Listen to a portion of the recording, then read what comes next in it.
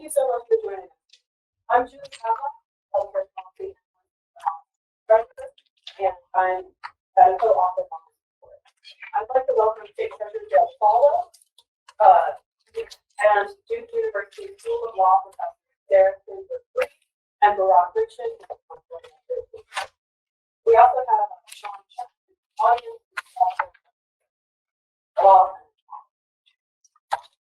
I'm the treasurer for the District Office of Marks, and then the Duke University researchers are telling you through the report and the findings. I'm going to speak to some of the patient interviews that we talking about the treasurer, and then I'm going to turn it over to the treasurer to open up. If housekeeping note, if you have questions and you're joining us virtually, please click the raise your hand button on GoToWebinar, and we will answer the questions in order to receive. Once you raise your hand, we're going to unmute you and ask a question. Thank you so much, Treasurer. I'm going to turn it over to you. Thank you. We'd like to welcome everyone to the State Treasurer's Office. This is yet another report coming out of our office regarding what's happening to those that teach, protect, and serve, but citizens in general. What we've done over the last several years, based on a lot of the work that Julie has done, is creating a mosaic. And that mosaic is that people in North Carolina don't consume healthcare, they consume food. This latest report is just another example.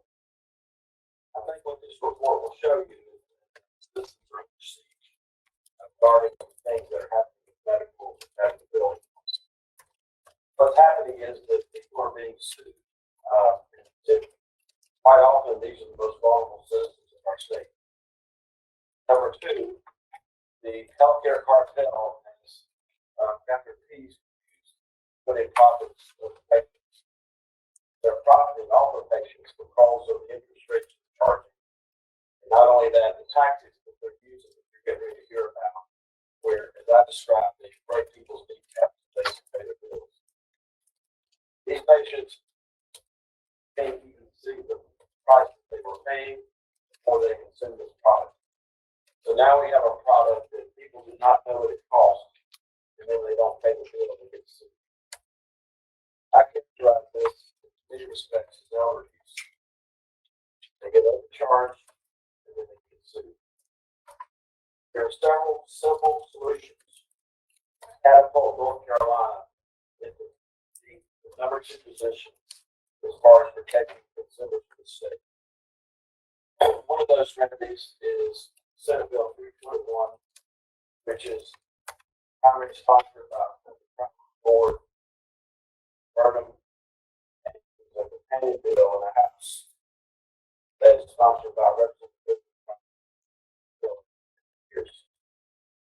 As I close and get ready to end this off, I just want to remind everyone that of what is happening with medical debt. Secondly, I'm always in this room or in front of this podium talking about MC stands for document affairs.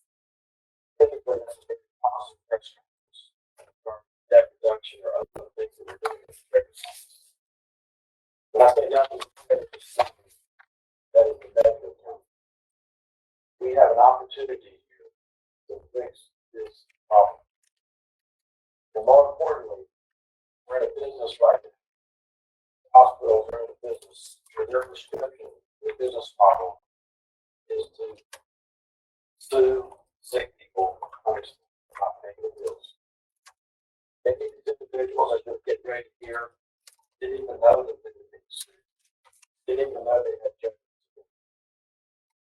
And for many of these individuals, the only form of equity that they have in their life is the equity of home, which you get ready to. As I close and start to end it off, I just want to remind you that it's not a monthly occurrence, it's a daily occurrence in state health plan, where we hear of instances of people getting erroneous bills, getting bills for things that are not true. And lastly, we're talking about a transfer of wealth. A transfer of wealth from low and quite often low and fixed income from them. Multi-billion-dollar corporations who are disguising themselves as nonprofits. As I turn it to Brock, I want to thank all the participants that are here today.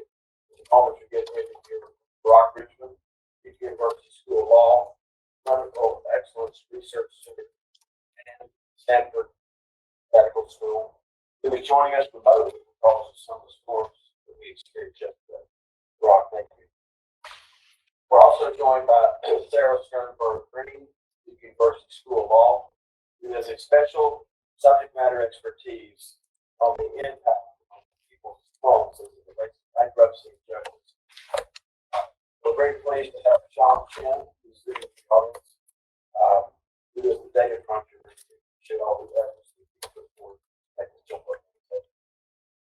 And obviously, Julie Hamlet, who is the primary force behind the force of that you speak out their website, and all the OST staff.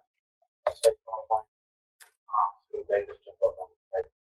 So with that, Dr. Richmond, I will hand it off to you. Thank you for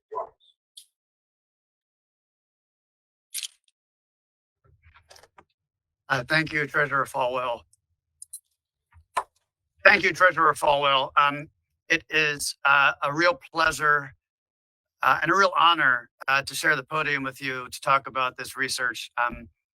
As a citizen of North Carolina, I'm immensely grateful of the leadership you've shown in this area. And frankly, as a scholar in the area, I'm immensely grateful of the kind of attention that you've brought to the policy issues that I think are really important. I also want to thank everybody in attendance and apologize that I was unable to join you in person. But hopefully this medium will be okay.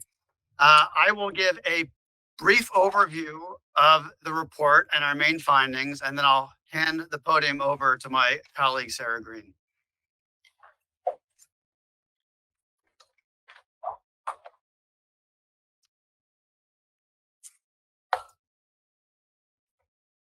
So I first want to talk about the background and the motivation of the report. This is important research for all the reasons that the treasurer just said. We now occupy a moment where the backdrop is that 1 out of 5 North Carolina families are subject to medical debt collection already. That's the 4th highest nationwide. Our state has also been home to many aggressive collection actions. And this last bullet point is really important. It's something that Sarah will expound on.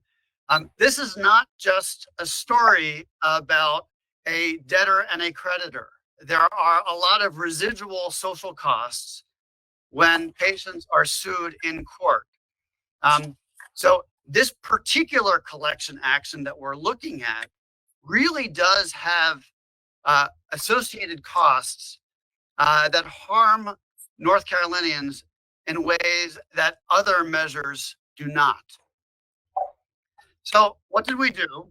We gathered about 5 years of data from the North Carolina Administrative Office of the Courts. This is publicly available data.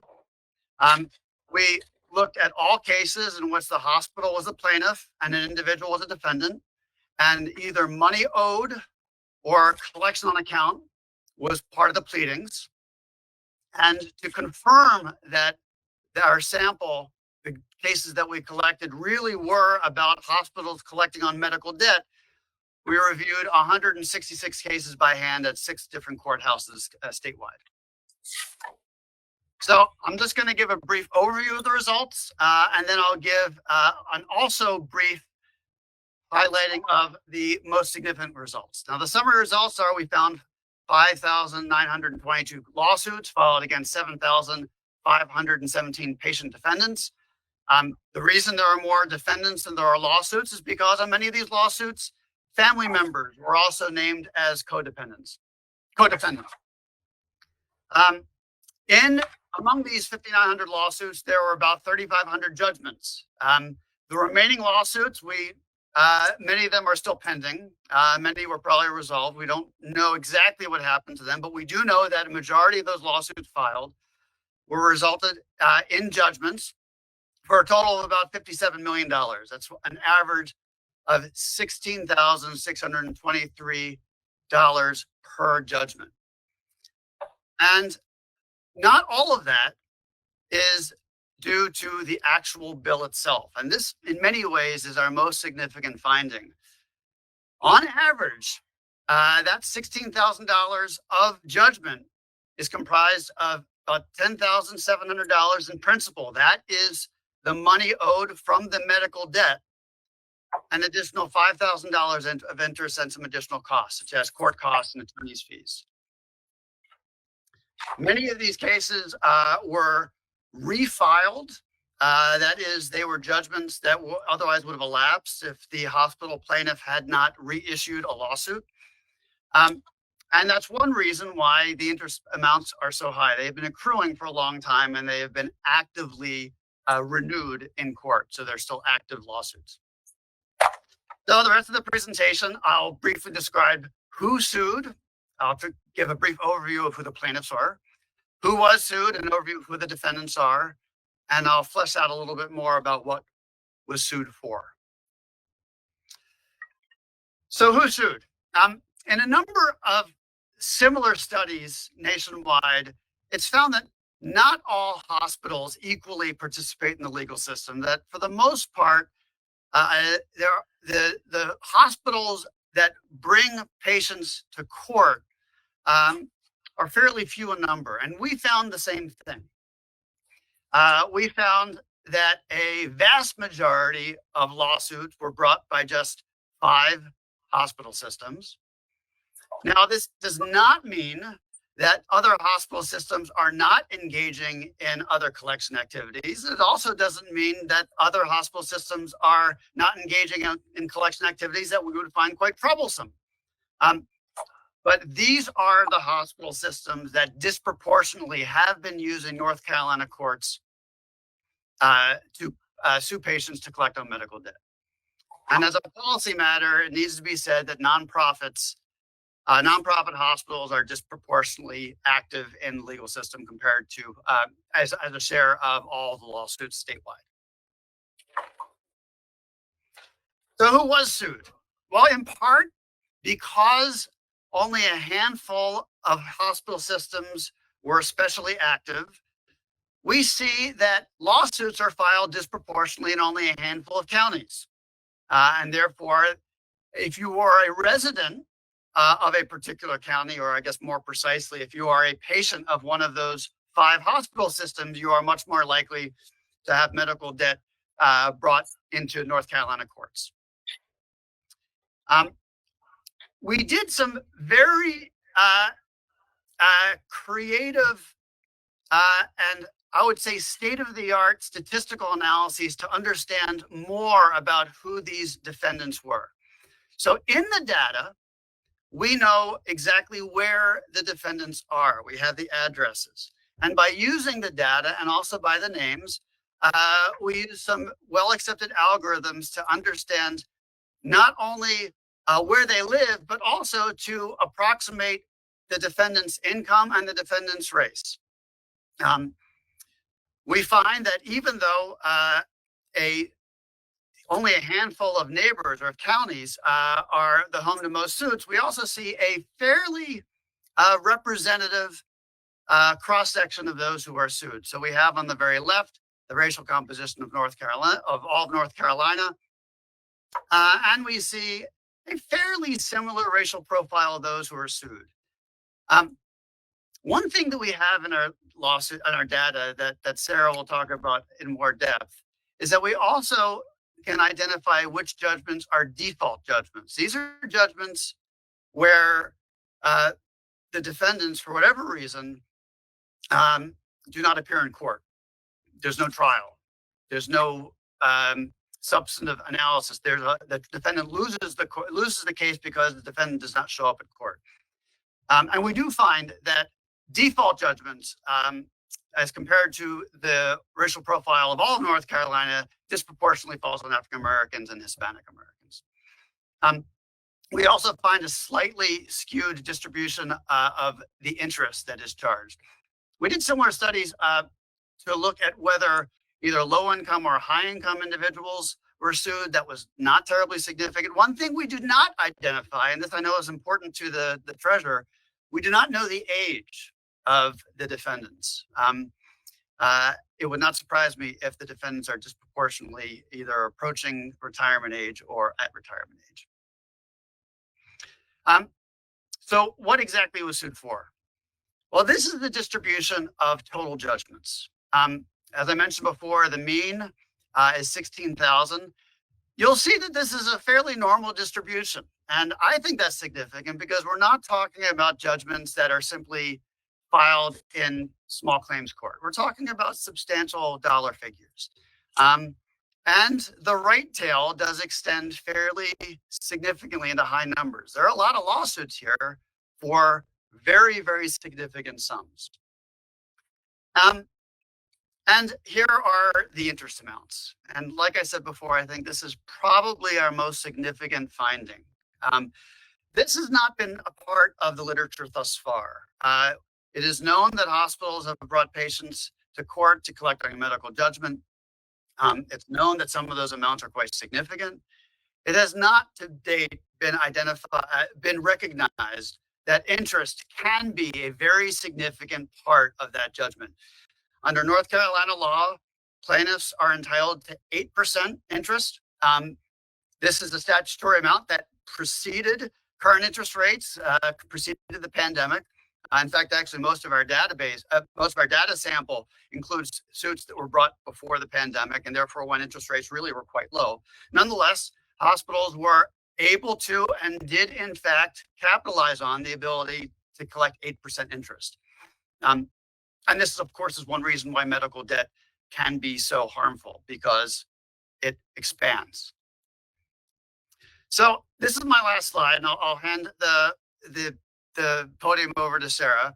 There are a lot of policy implications that I'm not going to describe here, and I do encourage everybody to read the report. Not only are there a lot of policy implications, but also we do our best to nest our study within prior literature to know, to show what is already known, why medical debt and lawsuits and medical debt brought before courts can be so harmful, and what this report both reemphasizes and adds to vis-a-vis the broader study, the broader knowledge about medical debt and consumer debt.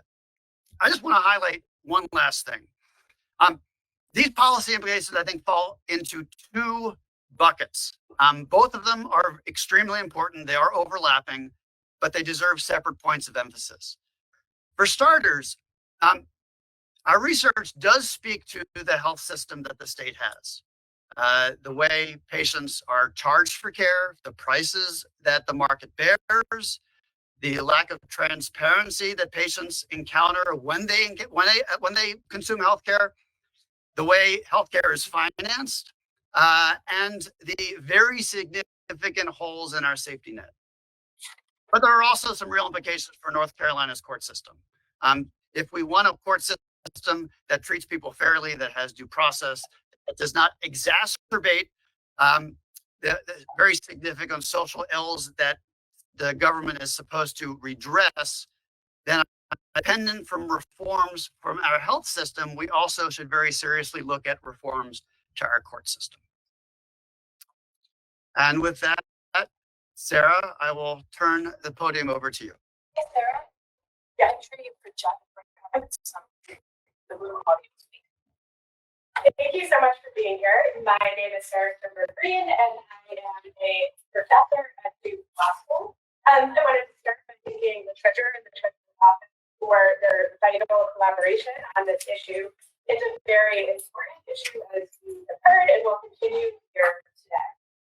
As a sociologist and law professor who studies the financial lives of low and middle income families, as well as how these families interact with the court system, I want to take a moment to discuss how these lawsuits and the court process impacts the long-term financial trajectory of this. In doing this, I'm going to point you through some ways in which these lawsuits might create disparate impacts for certain families. I want to start by bringing us to the initial point when families are sued. First, as Brock mentioned, some families may not even know that they are sued. How does this happen? Some families never receive notice. Maybe they moved, maybe something happened with their mail, they just don't receive notice of the court hearing. Other receive the notice, but sometimes their language barriers or literacy barriers so that they can't read the notice and don't know what it says. But for those who do receive it and understand it, think about the panic that sets in. They have a large medical bill they can't afford. In many cases, the amount due is a significant percentage of their monthly or annual income. In some cases, they're also dealing with a chronic health condition at the same time. Many of the patients may have received notices of this bill from the hospital before, but maybe they're living paycheck to paycheck, just barely able to afford new clothes for their children at the start of the school year. Notice that they're being sued. So how might they react to it? Well, some may not come to court at all because it seems true. They can't afford to go, and so they don't show up to court. Others may want to attend court, may want to fight, but they can't miss work because they're just assigned a specific date and time, and they already have to be at work. They might be fired if they don't show up to work. And for all of those reasons, one of the key findings of our data is that the default rate limited to district court was 59.8, so really 60%. And notably, Black patients had a disproportionate default rate. This default percentage is consistent with national studies of default rates in debt collection lawsuits. What it means is that in almost 60% of the cases, a judgment was entered in favor of the hospital, even though the defendant did not have a chance, did not appear in court, did not respond to the summons in any way. The hospital just wins. And as the treasurer's office found in their qualitative survey, in some cases, this means that people owe significant amounts of money or have liens on their homes and they don't even know it. It's just there. So others may go to court. 40% we know do go to court. But the vast majority of those who go to court will not be represented by insurance. Existing studies tell us that upwards of 90%, probably more, represent themselves pro se. Court systems are notoriously difficult for pro se litigants, and success rates are very low, whether or not they have the evidence to do. Now, some of these cases end up in small claims court, which are at least theoretically supposed to be easier for pro se litigants to navigate. But what's particularly concerning in our data is that over 50% of the cases are filed in district and superior court. And district and superior court are not generally places that pro se litigants thrive. The North Carolina State website itself warns litigants and says that, quote, it can be difficult to represent yourself pro se, and to rules of procedure and evidence that if you're pro se, you'll be held to the same standard as a licensed attorney. So as you can imagine, if litigants do go represent themselves, it's not usually a positive experience. It can be frustrating. So once patients in court sessions, most patients lose, at least according to the same research. And so once patients have a default judgment entered against them or lose in court, the impacts can be awful. In North Carolina, judges automatically act as liens against the patient's home. Moreover, the state offers only a modest homestead exemption of $35,000, and this amount has not been adjusted in over 10 years, a period where we know inflation is rampant and home values, especially in some metropolitan areas, have skyrocketed. So think about what that means for patients. These liens can have significant impact on the intergenerational transmission of wealth, because the liens can mean that the hospital, rather than the family, gets all the $35,000 of the value of the home. Right? This is catastrophic for all, but it particularly exacerbates massive racial wealth, the massive existing racial wealth gap that stems from historical discrimination and segregation. It's yet another way large corporations are extracting wealth from us. And these judgments and liens can have tremendously negative effects on families' financial security. Generally, those with medical debt are more likely to become food insecure, and they're more likely to suffer eviction or foreclosure. And they have a reduced capacity to spend money on basic needs. And we can't look at these lawsuits in a vacuum just looking at them. You have to think about this more generally. Now, medical debt does not usually affect one's credit score or credit report.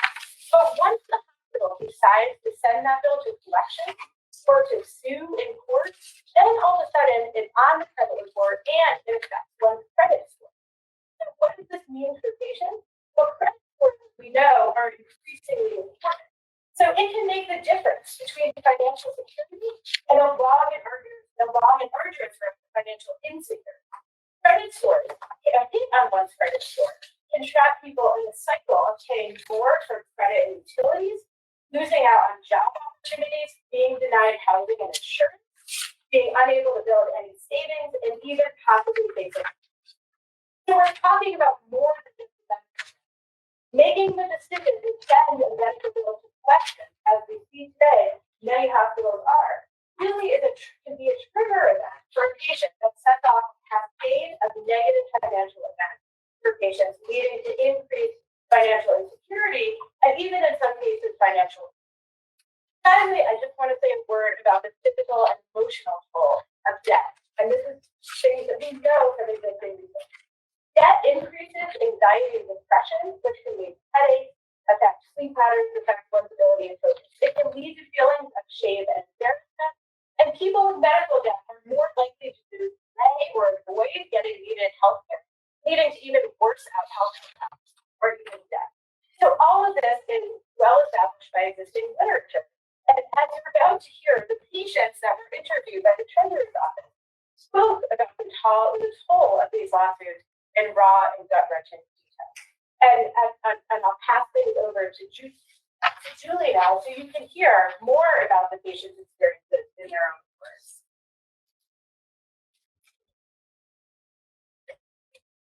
Thank you so much, Sarah. I'm hearing that they're having talking difficulties, so I'm going to talk very loudly. What I'm going to be talking about is how these lawsuits are hurting real patients and their families. At the request of Treasurer Follow, we conducted a series of interviews with patients who are facing hospital lawsuits. What we found was heartbreaking. Cancer patients reported that the financial stress was so overwhelming that it hurt their ability to recover and battle cancer. Cancer survivors said their treatment cost them the financial treatment. Bereaved family members reported that their own equity was crushed when the hospital sued them and put liens on their homes. These lawsuits are fueling intergenerational poverty and wrecking the dreams of families across North Carolina. We spoke with a 70-year-old couple who can never retire because they have a lien against their home for $192,000. At the time of treatment, the hospital had assured them that they could receive help with the bills. Instead, the hospital has charged them $100,000 of interest against their house. Having insurance wasn't enough to protect these patients from being sued by hospitals. Some of these, we actually know that some of these lawsuits are from what's called surprise bills, when a patient thinks they're an in-network provider, and after the fact, gets a massive bill. These bills are notorious for their sky-high price markups and for preying on patients when they are at their most vulnerable. Under current law, these patients have no recourse, not through the court system, not through many existing patient protections. There's very little out there to protect them. Medical debt judgments can last up to 20 years and automatically act as liens against patients' house. And many of these are actually default judgments, as they're defined. Our interviews suggested that some patients don't even know about the lawsuits. I spoke with an 80-year-old couple who had no idea that there was a lien for $90,000 against their house. Another patient, a widower, and also ended up with a $90,000 default judgment because his wife was hospitalized with pneumonia and cancer, and he couldn't make the court hearing. They wouldn't listen. According to past research from the Treasurer's Office, these hospitals and North Carolina non-largest hospital systems received $1.8 billion in tax expenses that are meant to support their charitable mission. Instead, our office found that some of them had billed millions of dollars for patients who should receive help. We do not know how many of these lawsuits are impoverished patients, but what we do know is that most of the hospital lawsuits were funded by nonprofit hospitals who all have charitable missions. The treasurer is going to talk about the medical debt deweaponization. It is legislation that is currently awaiting action in the House. It would protect patients from medical debt, strengthen transparency, and increase accountability. So I'm going to turn it over to the treasurer, who's going to have a few remarks, and he's going to open it up for questions. Again, if you have a question and you're joining us online, raise your hand, and we'll get to it in order to receive. We'll begin switching off between questions from the room and questions online. Thank you so much. Thank you, Julie, and great job. Sarah, great job, Mark. Great job, John. I'm often asked what would satisfy me about this issue about what's happening to the people of North Carolina if they're under siege. All the things happen associated with experiencing getting medical attention and the billing associated with it. Now the debt collection. I think that we will be looking back at this period of our state's history, realizing that people are not needing medical attention, not because of their fear of the pain, but their fear of not knowing what it's going to cause for the economic impact it's going to have on them. When I answer the question about what would satisfy us on this matter, it's very simple. Number one is the hospitals of North Carolina need to stop giving the middle finger to President Biden and President Trump, who have both issued executive orders to get rid of secret pricing.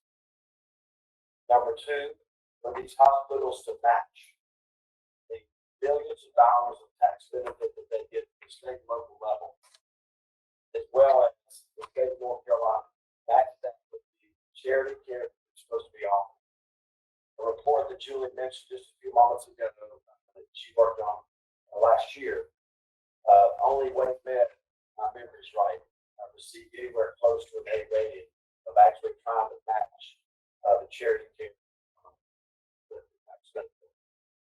Thirdly, for these hospitals to stop breaking people's kneecaps, destroying their upward mobility and their joy of achievement because of things associated with healthcare and healthcare. I didn't wear this color tie for any specific reason. But as I think about the color of the tie that I'm wearing, if anyone thinks that this has anything to do with Republicans or Democrats or unaffiliated, then they're just not thinking. This siege that we're talking about, in fact, every citizen from the state. Fourthly, is for these hospital executives to have the courage to tell their board of trustees and the people of North Carolina what they make, how their contracts are formulated. Because I think what you will see in these contracts is that these hospital executives are incented to put profits over patients, and they're laughing all over the bank. And lastly is the Medical Debt Deweaponization Act, which passed Senate 48-0. We've got a lot of members in the press here that I don't think you can recall anything past 48-0 this session. It's now sitting in the House of Representatives. The Speaker, the Rules Chair, had an opportunity by taking up maybe 5 minutes of legislative time in this long session and protect the consumers of this state because of things associated with medical debt, because their citizens and their constituents are under siege. As I close and open up for questions, I just want to thank Barack and Sarah and Sean for joining us. I've never met any of them before, but their collaboration has been so important to us. In the past, our reports have been peer reviewed by Johns Hopkins University, Rice University, University of Southern California. I'm so proud to have a North Carolina University be a part of this collaboration. I'm specifically proud because your famous basketball coach a few years ago was asked a question about his courtside management. I'm a motorcyclist, I'm not a big basketball person, but I think everybody knows what I'm talking about when we talk about Coach K's courtside management. And I'm paraphrasing when I say repeat what I heard him say. There's some things that happen right in front of your eyes that worth getting back up. Now, I'm sure Coach K was referring to where your feet were, where your hips are, where your shoulders are, where your heads are. This is worth getting back. When people, in my opinion, are not seeking medical attention, not because of the pain of the procedure, but the pain of what can happen in them that time. As I close and look up questions, I just want to remind all of you of something I've said in the past. This is like an onion. The more we feel, the more we cry. And this is so fixable, starting with medical death derecognition act, which in my opinion would be passed nearly unanimously for the North Carolina House, and therefore consumers would be protected. And lastly, just the consumers are being affected by this. As I said earlier, this is a transfer of wealth. This is a transfer of wealth, specifically this report, many low and fixed income people in our state. Transfer of wealth from them to these nonprofit or profit hospitals, and these hospital CEOs are laughing all the way to the bank. And with that, I'm glad to take any questions you might have. I'm going to ask Sarah the first question, actually. You mentioned about being a superior court, how that is a different vortex in terms of people being able to do things. So if a motion is filed in a person's home county, and that motion be transferred to any county that the claimant decides to, or does it follow the family throughout the state?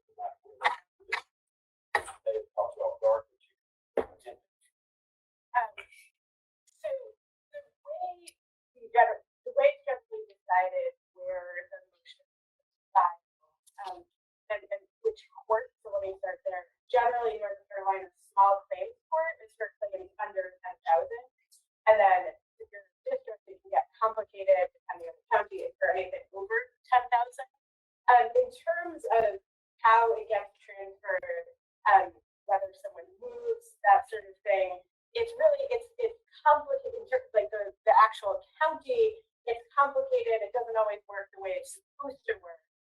But it's generally filed where they're living at the time of the lawsuit. Does that make sense, Barack? I don't know if you have anything you want to add to that.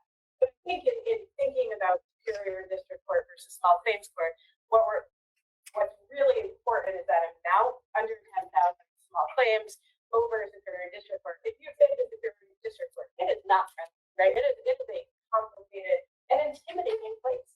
And it's really Barack, anything that Gail, if you could, real quickly, if you could just like 10 seconds, like give us, explain what the Deweaponization Act. Well, thank you, Steve. The bill speaks for itself. This act, the short title, is called the Medical Debt Protection Act. The purpose of this bill is to reduce the burdensome medical debt and to prevent patients in their dealings with medical creditors, medical debt buyers, medical debt collectors with respect to such debt. This is a consumer protection statute and shall be liberal and construed to effectuate its purpose. North Carolina. Great. Number 2, limit country techniques.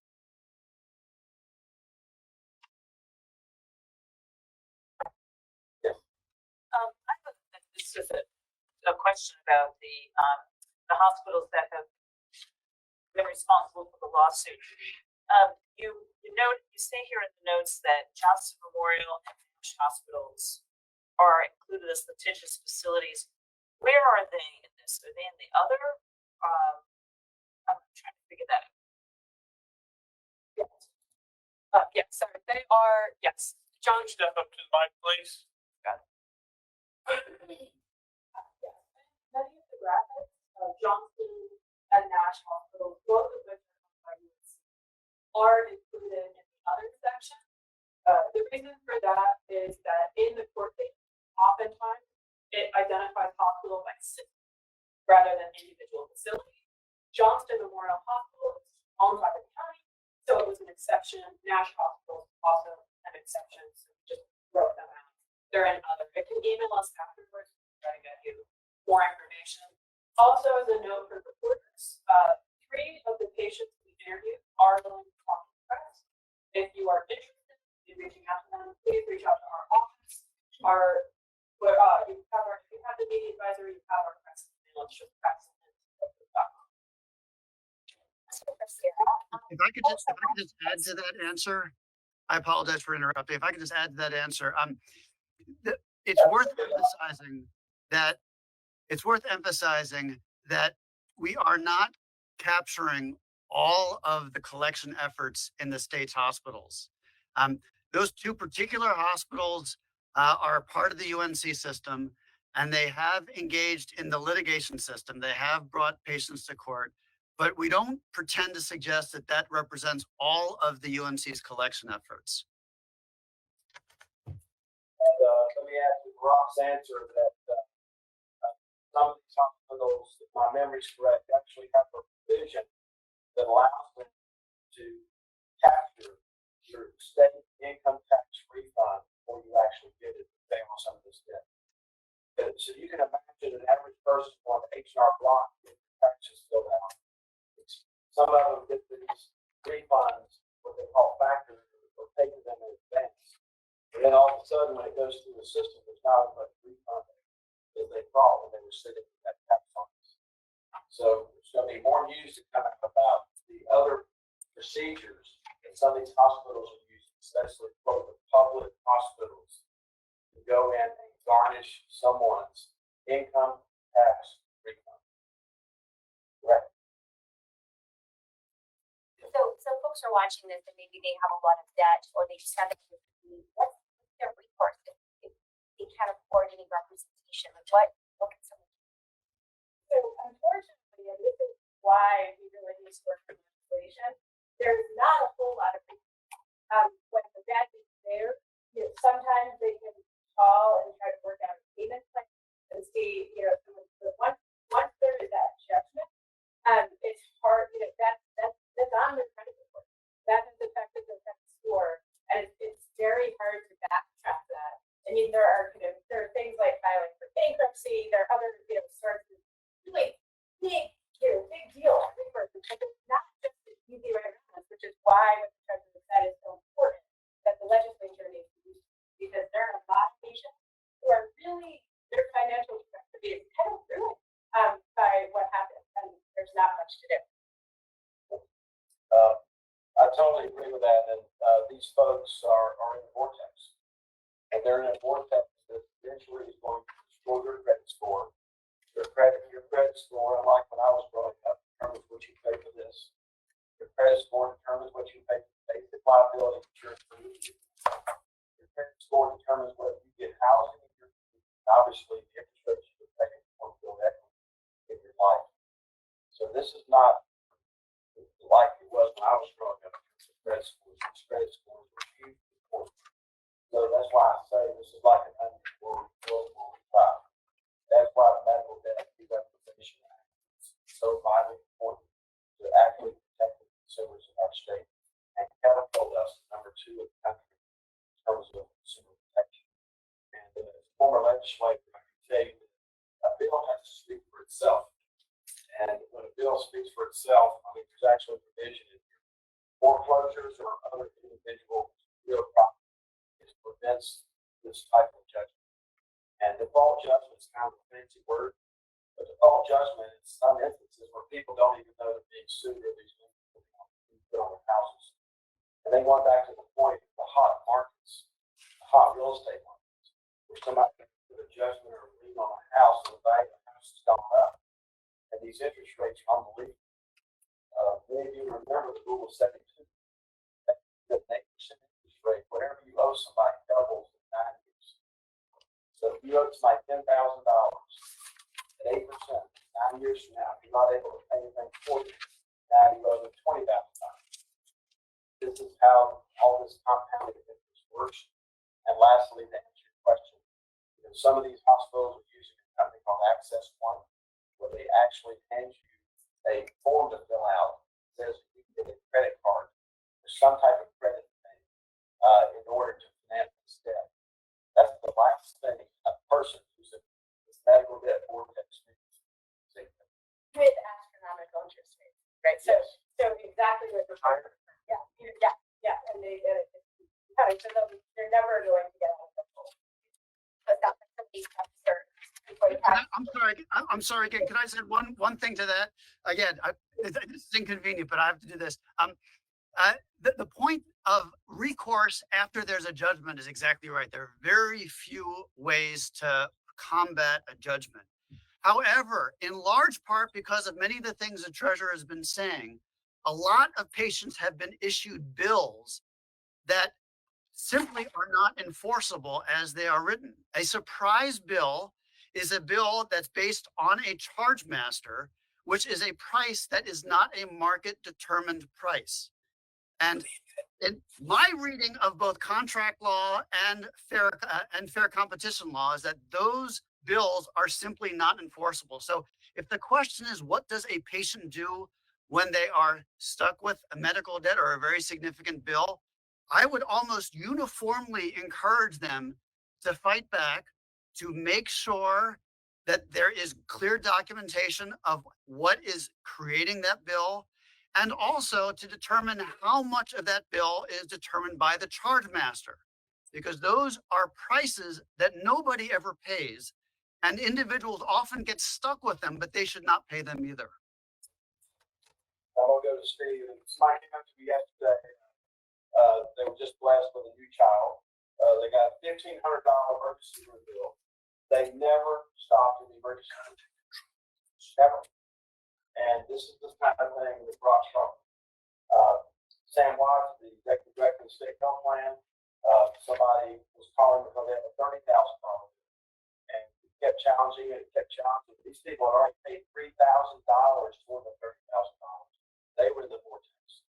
And at the end of the day, we got this facility to refund the $3,000 that they had paid because of the whole $30,000. This is the kind of vortex that people. What's holding up?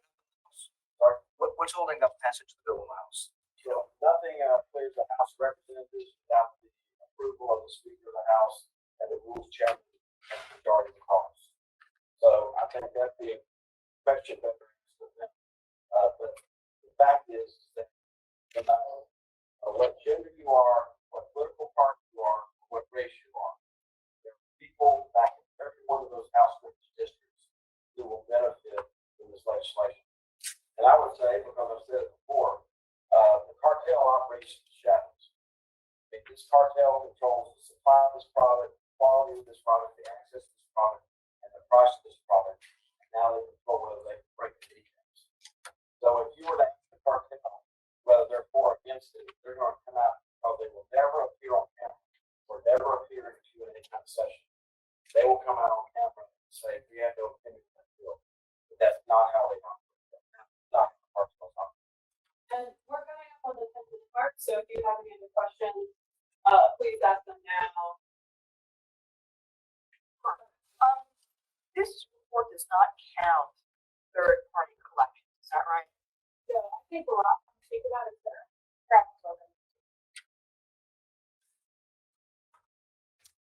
That's correct.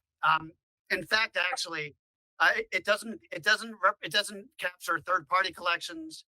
It doesn't capture other kinds of aggressive collections. And frankly, there are a number of under federal law, there are a number of collection efforts under the Unfair Collection Act. Sarah will probably correct me the name of the statute. That also hospitals have been pursuing. So it actually really is this is just the tip of the iceberg for all collection efforts by hospitals. Sandra, if I could ask another question. I will repeat the question. What kinds of court reforms would you suggest? You alluded to that a little bit earlier. What if you give some specifics? Well, I think that the court reforms that we're asking for at the agency are embedded in the Medical Debt Legislation Act. I think this is a logical, conservative, common sense approach to how we need to do this. Obviously, no legislation is perfect, There are probably some things we will find out that we can always improve on.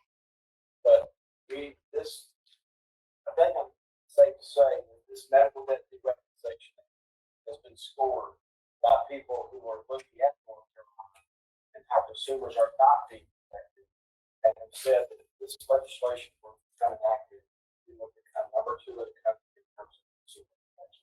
We have a question from online Queen City News with Carrie.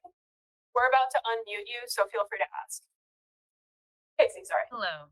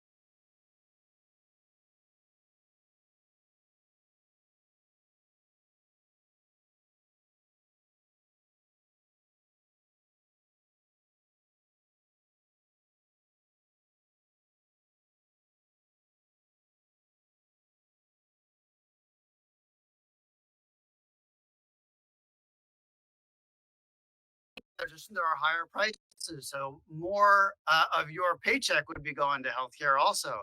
And for that matter, to the degree that collecting medical debt imposes costs on the broader population, it also imposes costs on the broader economy. There are You can even begin that this is part of the business model that has led the state to spend 1 out of every $5 on healthcare. And I think most economists would say that we'd much rather spend that money on education or tax cuts or business development. And what we're seeing here is not just extractive practices that are hurting the people with medical debt, but we're seeing a broader business model that really is hurting the state. Many entities have a nonprofit status, which means they don't pay sales tax, income tax, or property tax, which means the cost of all that is now subsidized by all these individuals who do pay these taxes who may not have money to pay. Also want to add that, in my opinion, what's going on is in violation of the Constitution of North Carolina. The Article 34 says that perpetuities and monopolies are given free will of society shall not be tolerated. So, as I said earlier, this is something we're going to have more reports going forward, but this is a big issue. It's really impactful. We have time for one more question from either the audience or online, and then we'll turn it over to the treasurer for closing remarks. Oh, go ahead. So you all have noted that there is this tip of the iceberg, that we haven't captured all of the medical debt being issued by hospitals in the state. Do you have any sense as to the scale or scope of the issue? I would just add in my closing remarks that during the Office of State Treasurer, we manage $248 billion, 8 times larger than the state budget. It's one of the largest pools of capital in the whole world. And our culture here is to focus on the number one. If there's $1 that's being wasted, that's $1 too much. If there's one person that's being affected by this that shouldn't be, that's one too many. That's our culture, is to get to the root causes of these problems. And we think the medical debt weapon, which has 48 to 0, gets to the cause of these problems. Thank you all for joining us. Brock, you want to get some closing remarks? I mean, related to the last question, what we are observing here is the tip of the iceberg. And we look forward, Sarah and I look forward to working together and working with the Treasurer's Office on future research. This is certainly not the last word on the topic. And hopefully, the more meaningfully we understand the problem of medical debt and collections, the more informed the state legislature and General Assembly will be in making meaningful reforms. To our friends at Quake City News, Commissioner Cochran was on a panel with us about medical debt, as well as the head of the NAACP, Dr. Mack, and the new pastor of the First Baptist Church in Charlotte. There's lots of good intel in the Charlotte area about how their constituents are being impacted. I would just say thank you so much for being here. And really, it's about citizens in America on the institutions and what they're going through.